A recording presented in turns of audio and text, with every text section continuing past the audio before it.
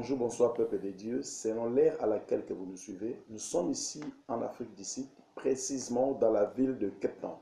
Moi, c'est votre humble serviteur, pasteur Thierry Boukassa Josaphat de l'église Les Aigles de Bethesda.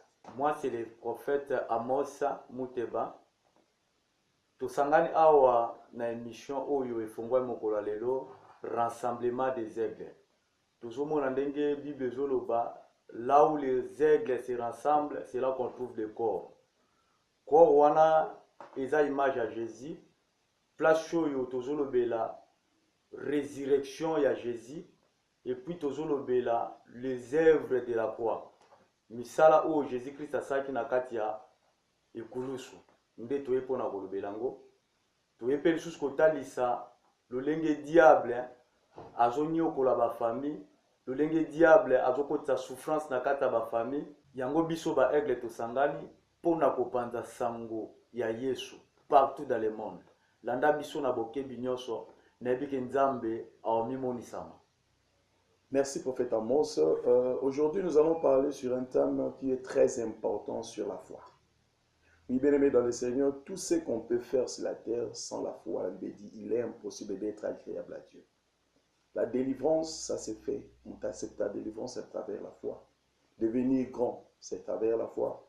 Avoir la guérison, c'est à travers la foi. Nous allons prendre le livre de Hébreux, chapitre 11, à partir du premier verset. Prends ta Bible là où tu es, tu vas lire ensemble avec nous. Or, la foi est une ferme assurance des choses qu'on espère, une démonstration de celles qu'on ne voit pas. Oui, bien aimé dans le Seigneur, selon la définition de la Bible, parce que si tu as un dictionnaire, tout le monde a la définition, mais si nous parlons de la parole de Dieu, la Bible dit ceci, la foi est une ferme assurance. Donc, assurance, il y a posé là, où il y a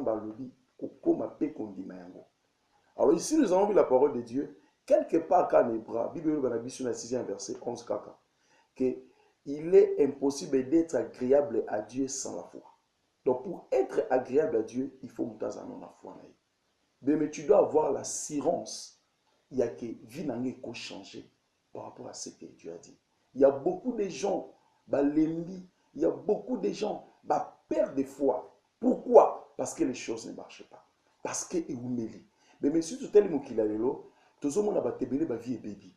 Batebele ba koti na makambebele pour le biki, albini, ya nzambe zo umela, na sina lembi na ngai. Makamu na osa leke liboso te parce que c'est eumeli, libala ngona kozwa kan. Voyage on ke ndeni. Bien aimé, Dieu a quitté likolo te pas question de voyage, mais la détermination que tu as, mais la foi que tu as, il y a quoi avancer, c'est les conseils aux alobis. Mais tu dois être assurant toi-même que nous devons avancer. Est-ce que you m'as place aux arts? On dit que Kevin va changer. Est-ce que you m'as place aux arts? On dit que Makamuni va changer. Mais quand tu n'as pas cette assurance-là, bien aimé, tu n'es pas agréable à Dieu. On peut prêcher, tokoloba, nyoso tokoloba. Mais si en toi-même, tu ne sens pas que nous avons avancé, bien aimé, le ça va nous aider. Nous avons pourquoi l'élo. Tout d'abord, Bible dit assurance. Bien aimé, rassure-toi toi-même que ce que tu feras est avancer. Le bas n'a mené sur vos amis. Rassure-toi toi-même. Business social est avancer. Même pour entrer au ciel, ça demande la foi. Si vous avez un au côté de donc la foi est quelque chose qui est très important dans la vie des chrétiens. La Bible dit démonstration de celles qu'on ne voit pas. Ni dans mon tête. Nous avons pris cet exemple. Nous avons directement fait la prophétie que rejoint le prophète Amos. La Bible dit peut-être là où tu es, nous avons dit que nous tombons là-haut aux amoutoumounés les lobbies. Mais quand tu regardes maintenant ton état, c'est difficile, on dit comment. Mais personne n'y a foi à talaka tazate. Mais à talaka oni nzamba lobanaï. Parce que la Bible toza selon pensée en Nzambe. Or, si nous avons la Bible, Dieu ne nous a pas créé pour te souffrir. Nzamba kela biso na gloire na ye. Tu dois accepter maintenant quand la situation de se retrouver. Dans la David, na kati ya Zamba bien-aimé. Nzamba lobi fona tombola comme roi. C'était impossible un berger. Bison tu es berger à l'umbasola, ba bibouele. Tebi mouchoa za kana faire malumbasola ba soso. Mais Dieu dit ceci, mutana ka fona ke tombola. Et si ka David azalaki, tant ba benge ba wendre comme roi. David a talaki ki bergerie na été. A talaki nenga bando kamba bibouele te, mais il a accepté ce que Dieu lui a dit.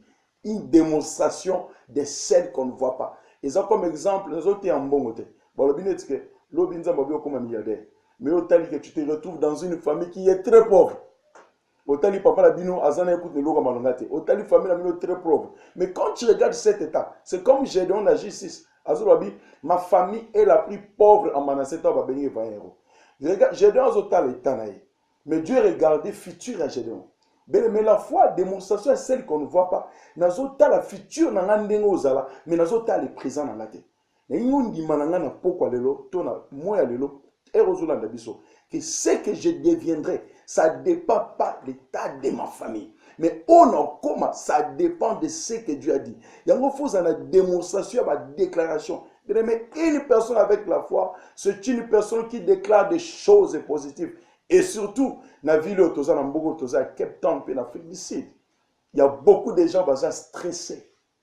Mais quand tu laisses la place dans le stress, directement, il faut en écouter. Et surtout, dans le bac, mboko esimbate. Et ça, langage de tambolamine. Et esimbate. Mboko esa passe. Mboko marambo esimanangote. Mais maintenant, la une chose. Quand tu déclares négativité pour mboko, comment Dieu peut te bénir? Mais nena tomboki so mukie. Il y a des gens, tant que c'est difficile, on a besoin de déclarer c'est positif. On a besoin d'avancer. Ça dépend que de toi. Si tu as la foi, quelque chose peut changer. Si tu as la foi, futur n'est pas bien. Pourquoi au monde directement oh Bible sur la bisobo et c'est mon abao bandimi no bamonite. Mais n'attends pas seulement au monde, n'attends pas seulement au simba, mais attends seulement au yokanon ce que Dieu te dit. Une démonstration de celle qu'on ne voit pas. J'aime la Bible. Bien-aimé, tu dois savoir en toi que ta vie est meilleure. Tu dois savoir en toi tout ce que tu feras, ça va réussir. Il y a besoin de la foi. Bien-aimé, foi, et ça, pour les chrétiens. Non. Il y a des chrétiens ou non chrétiens, croyants ou non croyants. Mais si tu as la foi, bien aimé, quelque chose peut se passer. Pourquoi nous avons la foi? À cause de la maladie.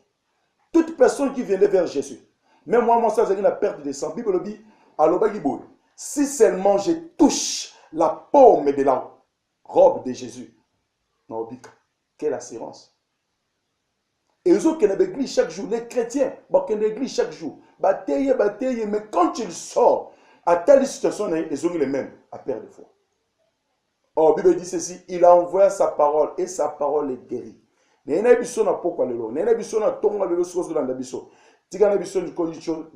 a encore de l'espoir pour tous ceux qui sont en Christ. Donc, on a quatre Christ qui est beau. Même si tu es malade, même si tu as un cancer, mais laisse-moi te dire une chose. Cancer est Nicolas comme moi. Mais le nom de Jésus est plus que cancer. Toi, tu dois savoir que j'ai accepté un Dieu. J'ai accepté un Jésus qui peut guérir ma maladie. Maladie accompagnera autre quoi camarade. Je pose dans un camarade comme on est André. Mais je pose dans un camarade comme on est cancer. Camarade, on a un côté et Bible dit voici les miracles qui accompagneront ceux qui auront crié à mon nom. Donc, on a accompagné les miracles, mais on a accompagné la maladie. Aujourd'hui, on a Jésus Christ au catinaï, mais maladie des autres terrassés. Quel Jésus que tu as accepté? Tu sais pourquoi? Parce que tu n'as pas la foi. Mais ce soir, là où tu es, quelle que soit la situation que tu se retrouves dans temps, tu as une assurance que quelque chose peut changer.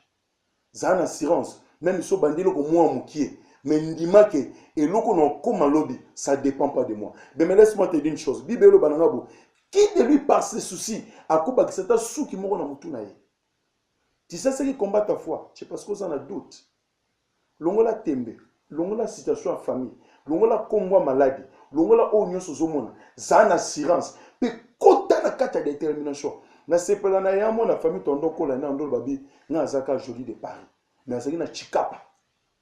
Mais tellement elle déclarait toujours dans joli de Paris. Bien aimé, sa déclaration est sa forme.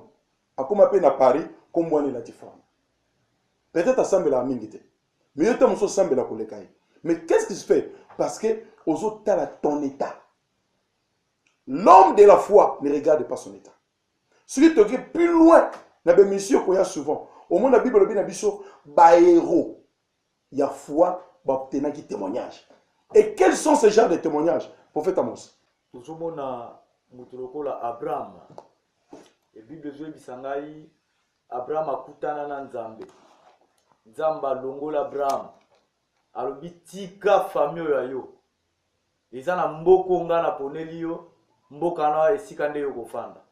Bible ebisi ngai Abraham a refusaki appel te. Abraham abimi atiki richesse ezalaki mpo bapara na ye, Nzambe abengi abandi kolakisa ye mboka oyo okende. Abraham nano akoma na kati ya mboka na te mandimaki que l'un des jours akomaka na kati ya mboka wana. E Bible ezobisa ngai Abraham abundaki bitumba ebele na kati ya parcours na ye. Akutanaki na bamakambo ebele na kati ya parcours na ye po amona mboka oyo Nzambe aprometaki ye. Mais Abraham apelaki foi na ye te. Atambolaka na foi na ye, alobi na otambola jusqu'à ce que na omona mboka Nzambe alaka ngai. Et Abraham akutana na ba problème. Nana amonaki pe mboka oyo elaka te, mandimaki yango kaka. Avec oui, ngai fona koma. Problème na biso ezali soki toza na foi. Soki toza na écoute ya foi, bamboko to place Nzambe aloba pona yo. Bisiko ndo mona kenga na suki. Lokolo za muto oyo si babwaka na kati ya ba malade, ba medecin si balemba babi boka na yo est impossible. Po yo mona loboko Nzambe. Message na biso eyeka kotalisa yo ke Nzambe aza toujours na posa na yo, alinga bimisa yo na kati ya mbeto hôpital wana, lolenga bimisa ki Abraham. Et peut-être au bando ndimate ke nga na eta na nga na okobika, na okomona loboko Nzambe. Mais Nzambe abimisa ki Abraham, nga na o déclarer a obimisoka na kati ya mbeto hôpital esika oyo ozali. Nzambe abimisa ki Abraham na kati ya mboka o azalaki na famille papa na ye. Ndepe Nzambe wana obimisa yo na chômage ekangi yo. Même na mboka mopaya, ozolela na papier te, na mukanda te. Mais si tu as la foi de Dieu en toi, na ebi ke Nzambe akomona yo, a changer pe situation a vie na yo. Okolo bakenga na sali soki ba nebele na obota te na likambo ekangi yo. Famille komi ko rejeter ba komo lo ba komela milangi. Mais Nzambe aza na mission ya obimisoka kana stérilité ekangi yo. Nzambe na mission ya obimisoko pesa okombwa sika. Ba bengo ke oui, mama mapasa po yo ndimi appela Nzambe.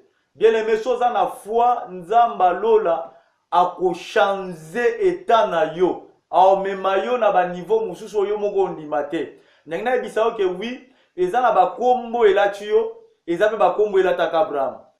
Ta Nzamba pesi mbokelaka, ya ndima ekaka. Abandi okende ti amona pe mboka wana. Mais le to mona ba chrétien à cause d'un problème à malade. A kepe na kati hôpital ba melese batalise ba bi malade yo eza penza impossible po yo mona loboko ya Nzambe. Bazongise pe na kati ya famille. Mutanka wana basalise ba jeune po mona loboko ya Nzambe. Mais jour wa kokuta na mungongo elobela Abraham, mungongo elongola Abraham na kati ya famille, na kati esclavagisme, na kati ya mboka banganga. Bien aimé soki bimeli mutu abongo oyo aza na kati ya ba maladi, omona komo douter est-ce que penza wana eza mungongo ya Nzambe nde ye pe longolanga na eta o. Bien aimé na talisa yo Nzambe aza Nzambe atretaka na bato baza na foi.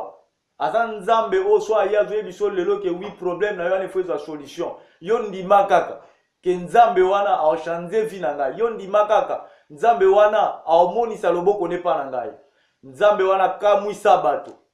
Nzambe wana alokota bato esi babwaka mama ya kutana bango pesi bango valeur. Eza chômage ya mboka mopaya te nde ko changer ta na yo. Eza maladie te oyo efandi na kata nzoto na yo. Oyo ekomi sujet ya kochola manakata vino lokwa référence ya bela maladie boy. Mais soko ndimi Nzambe biso tozote ya yo azana sango mwa sika ya obikisa maladie oyo ekangi yo na banebele. Nzambe wana aza capable ya ko changer identité na yo, kopesa yo kombo ke mutu abiki, mutu amoni loboko ya Nzambe. Yango eza message au bien-aimé, tozo mema na kati ya monde entier. Kotali sabato babwakama, si tu as la foi de Jésus-Christ en toi, quelque chose de bon et moni samanakata vina yo. Yango eza message oyo tozo talisa koma diable aza ko envelopper bana Nzambe na kati ya ténèbres.